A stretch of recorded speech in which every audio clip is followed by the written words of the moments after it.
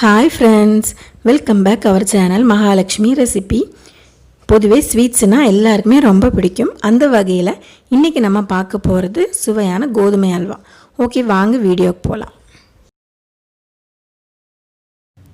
ஒரு மிக்சிங் பவுல் எடுத்துக்கோங்க. அதில் 1 கப் கோதுமை மாவு சேர்த்துக்கோங்க.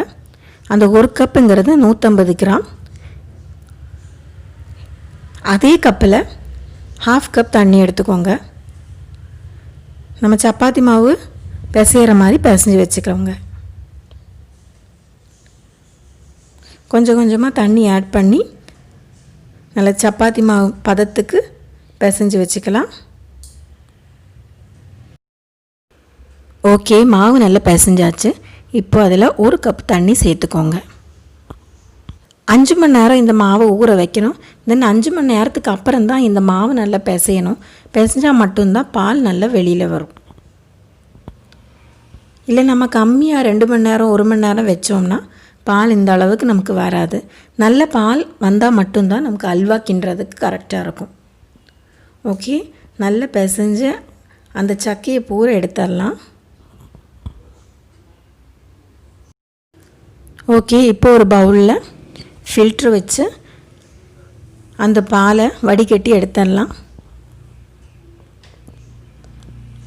அப்போ நமக்கு சக்கை பூரா வெளியில் வந்துடும். நிறையா அது க்ளீனாக சுத்தமாக எடுத்தால் மட்டும்தான் அல்வா நல்லா டேஸ்டியாக இருக்கும். ஸோ அது பூராமே எடுத்துடலாம். பாருங்கள் எவ்வளோ இருக்குன்னு. ஓகே, க்ளீனாக எடுத்தாச்சு. நம்ம எந்த கப்பில் கோதுமை எடுத்தோமோ அதே கப்பில் 2 cup sugar, 3/4 cup sugar caramelise பண்ணுறதுக்கு முந்திரி பருப்பு நெய்யில் வறுத்துருக்கேன். கொஞ்சமாக நெய். ஓகே, கடாய் சூடாயிருச்சு. இப்போ நம்ம ஃபில்ட்ரு பண்ணி வச்ச கோதுமை பாலை இதில் சேர்த்துக்கோங்க. தென் சிம்மில் வச்சு கொஞ்சம் கொஞ்சமாக கிண்டி விட்டுக்கலாம். ஓகே, 10 நிமிஷத்துக்கு மேலே ஆயிடுச்சு. 10 நிமிஷத்துக்கு மேலே ஆனோடனே சுகர் ஆட் பண்ணிக்கோங்க. 2 கப் சுகர் ஆட் பண்ணிக்கலாம். 1 கப் கோதுமாவுக்கு 2 கப் சுகர், அதுதான் ப்ரொப்போர்ஷன். இந்த ப்ரொப்போர்ஷன்ஸ் கரெக்டாக இருந்தாலே நம்மளோட அல்வா டேஸ்டியாக வரும். ஓகே, இப்போ சுகர் கேரமலைஸ் பண்ணிக்கலாம். அதுக்காக 3/4 கப் சுகர் எடுத்துக்கோங்க. தென் அது லோ ஃப்ளேமில் வச்சு கொஞ்சம் கொஞ்சமாக வறுத்துக்கலாம். தண்ணி எதுவுமே நீங்கள் சேர்க்க வேண்டாம். லோ ஃப்ளேமில் வச்சாலே அந்த கலர் சேஞ்ச் ஆகி வந்துடும். அல்வாவோட பெர்ஃபெக்ட் கலரு இந்த கேரமலைஸ் தான். ஓகே, கேரமலைஸ் ஆயிடுச்சு. ஓகே, இதில் சேர்த்துக்கோங்க. தென் நல்லா கலந்து விட்டுக்கலாம். 5 நிமிஷம் கேப் விடாமல் கலந்துக்கணும், இல்லைன்னா கெட்டியாயிரும். இப்போ அல்வா 3/4 மணி நேரம் ஆயிடுச்சு. இப்போ கொஞ்சம் கொஞ்சமாக நெய் சேர்த்துக்கலாம்.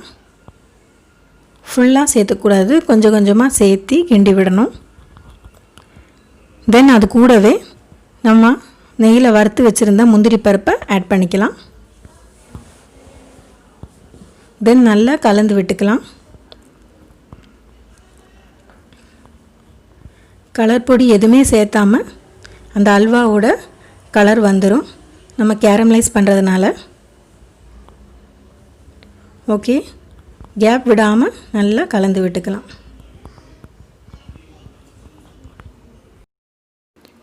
இப்போ 1 மணி நேரத்துக்கு அப்புறம் நம்ம அல்வா சூப்பராக ரெடி ஆயிடுச்சு. டேஸ்ட்டும் ரொம்ப சூப்பராக வந்திருக்கு. நீங்களும் உங்கள் வீட்டில் கண்டிப்பாக ட்ரை பண்ணி பாருங்கள்.